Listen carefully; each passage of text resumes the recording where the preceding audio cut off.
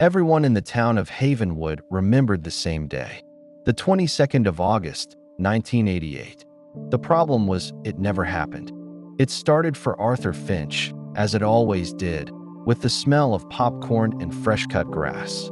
He was sitting in his worn leather armchair, the afternoon sun warming the dust motes in the air when the memory surfaced. Clear and complete, the Founders' Day picnic of '88. He remembered the specific shade of blue in the sky, a perfect, cloudless canvas. He could hear the slightly off-key brass band from the high school. He saw Mayor Thompson, red-faced and sweating in his suit, giving a speech that no one was listening to. But most vividly, he remembered the hot air balloon. It was a spectacle, striped in garish red and yellow. He remembered the collective gasp as a sudden gust of wind pushed it sideways, its basket snagging on the highest branches of the old oak tree in the town square. It hung there, limp and defeated. The memory was a physical sensation. Arthur could feel the sticky residue of cotton candy on his fingers. He could hear his late wife, Eleanor, laughing beside him. A strange impulse broke his reverie. He wanted to see it, not just in his mind, but in a photograph. Arthur was a meticulous man. He pulled out the album labeled 1985 to 1990. He flipped past photos of birthdays and holidays. He found the summer of '88. There was a photo from July, another from early September, but August 22nd was gone. The entire day, there was no picnic.no gathering, just a blank space in the album.it made no sense. He sat back, the heavy album in his lap. The memory was bright and loud in his mind, but the book in his hands was silent. Empty, for the first time, a cold sliver of doubt pierced the warm nostalgia. How could a memory so real not be? Life in Havenwood moved at its own pace. It was a town built on routine. The 7 a.m. whistle from the old mill, the smell of bread from Henderson's bakery filling the air by 7:05. The rhythm was the town's defining feature, the source of comfort. It was predictable, and in its predictability, there was safety. Sarah Miller, the town librarian, was a creature of that rhythm. She found beauty in its order. She knew the exact creak of the third step leading to the history section.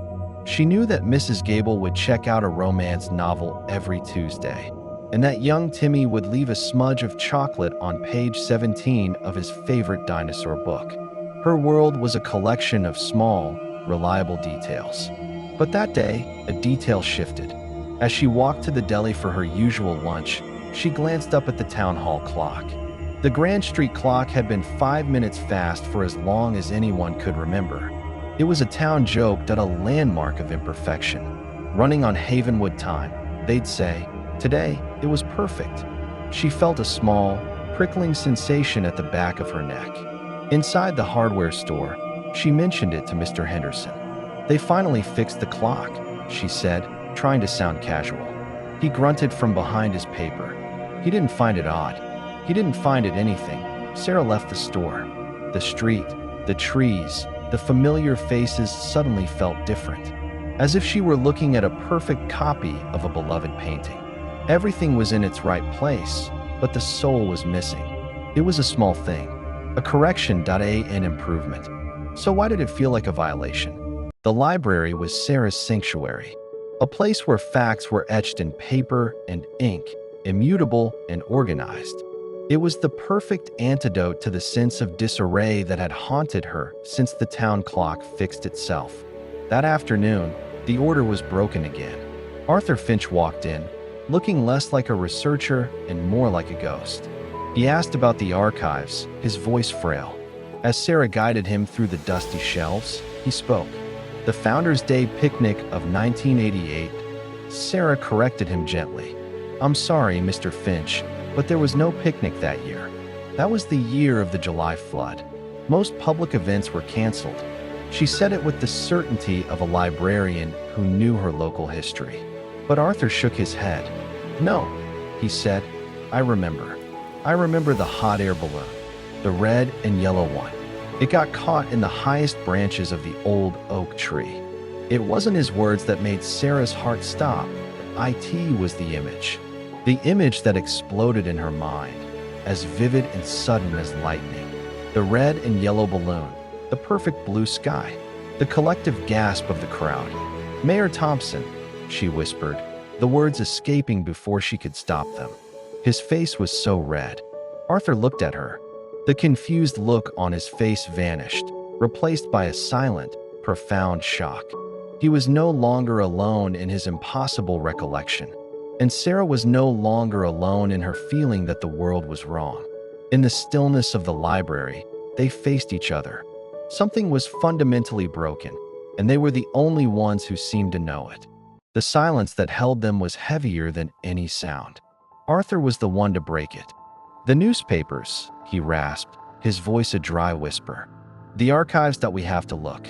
It wasn't a question that IT was a plan born of desperation.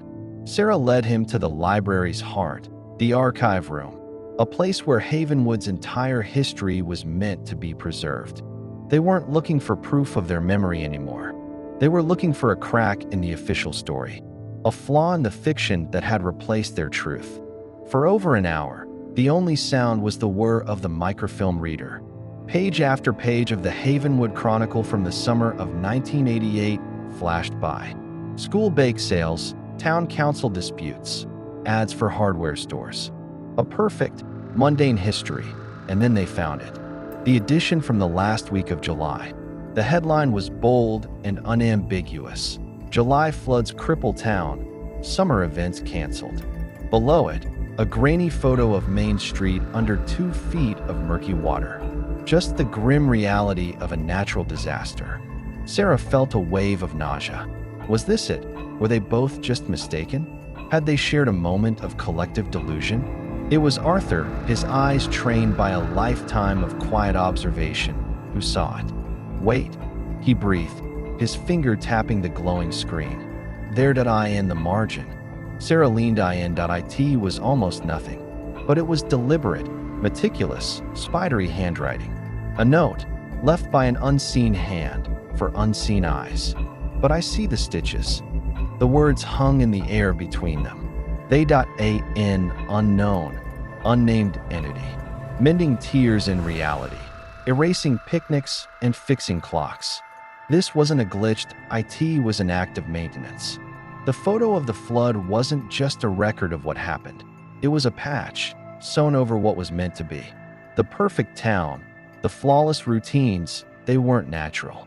They were repairs, stitches in the fabric of their world. And they weren't the first to find one. The fear that settled over them was colder and deeper now. It was one thing to believe the world was broken. It was another thing entirely to discover that something was actively, intelligently, and invisibly breaking it to pieces and putting it back together wrong. The ghost of someone else who had stood on this same precipice and peered into the same abyss. Elias Thorne. The name from the old staff logbook tasted like dust and regret. The archivist before Sarah, the man who didn't just retire. He saw the stitches and he vanished. Driven by a new, terrifying purpose, they tore through the archives. And they found them, more ghosts. "The pattern is fraying," read a note on a permit. His final message, a frantic manifesto tucked into a book, laid the horror bare. He called them the Weavers. Their town, Havenwood, wasn't a place, it was a tapestry. A carefully constructed illusion of peace and order. But life, real life, is messy. It doesn't follow a pattern that IT tears the fabric. The flood was the stitch, a crude, brutal repair job to write the tear out of existence. As the last of Thorne's words settled upon them, the library turned on them. The lights didn't just flicker, they convulsed. The air didn't just grow cold, it became a slab of ice. The Weavers were no longer ignoring them. They were an infection, and the system was beginning to fight back.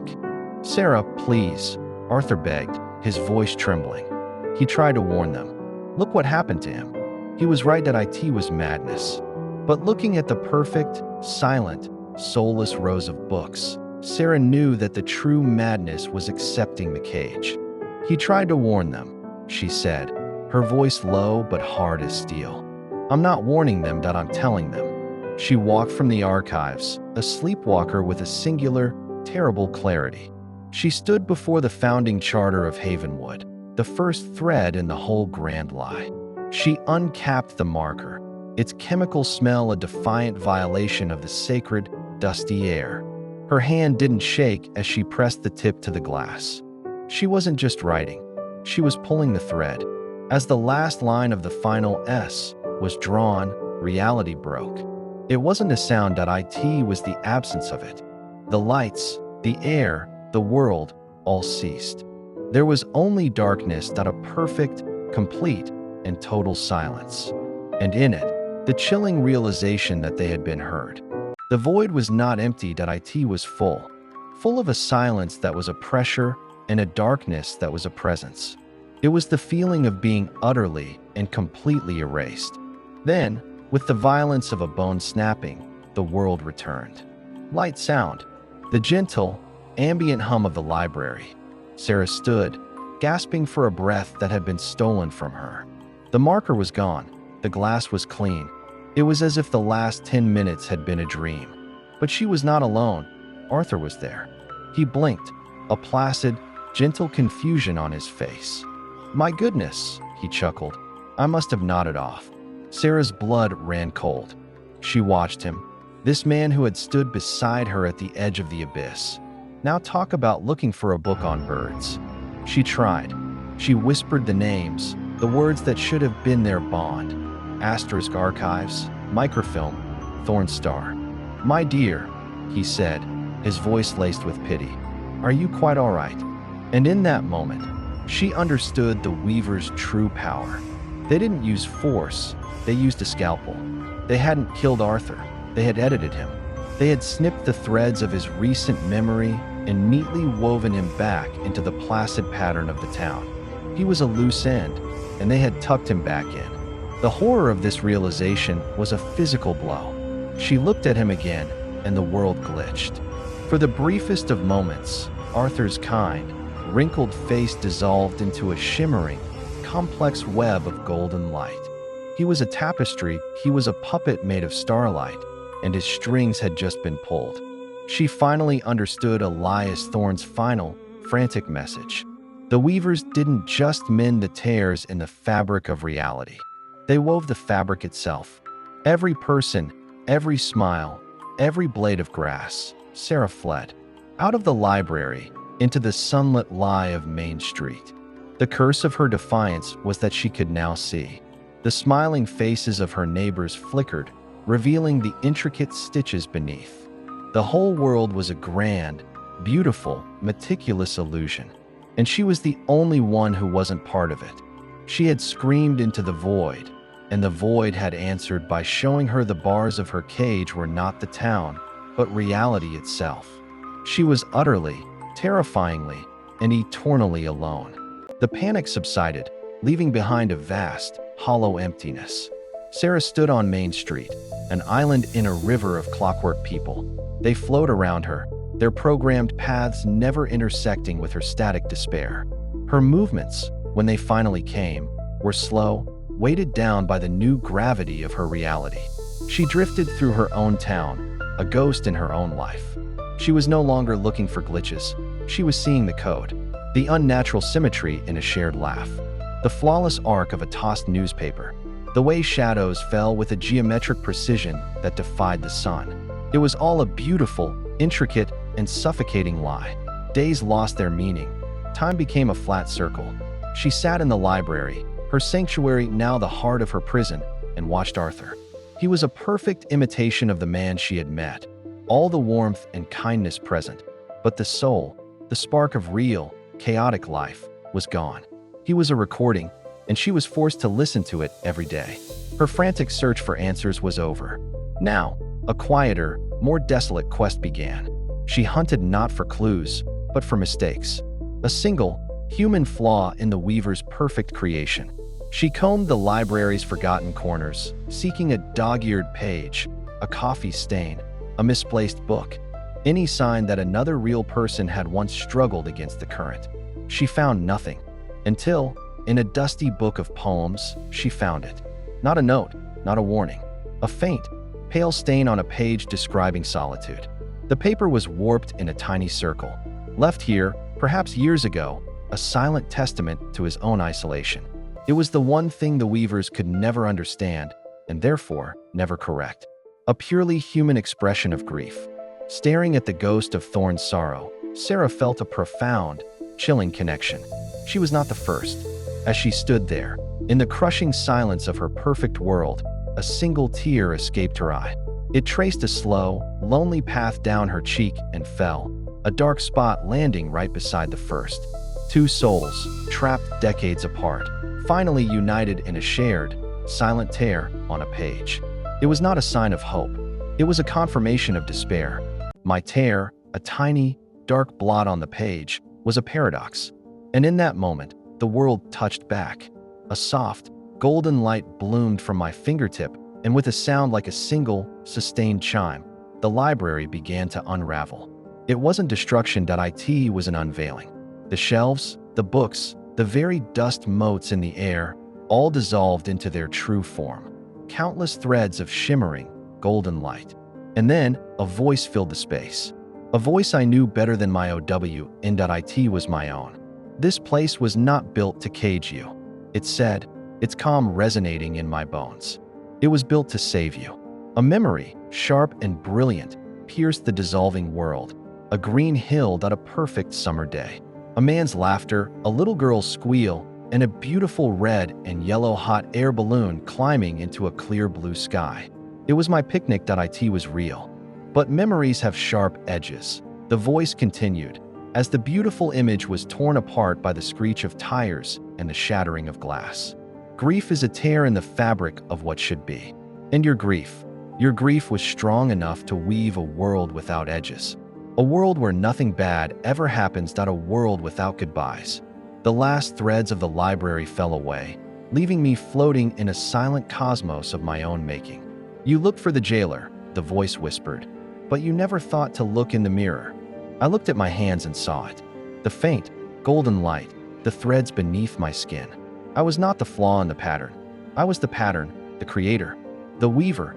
Arthur, Thorn, they were knots I had to untie to keep my perfect, fragile world from unraveling. Before me, two realities hovered.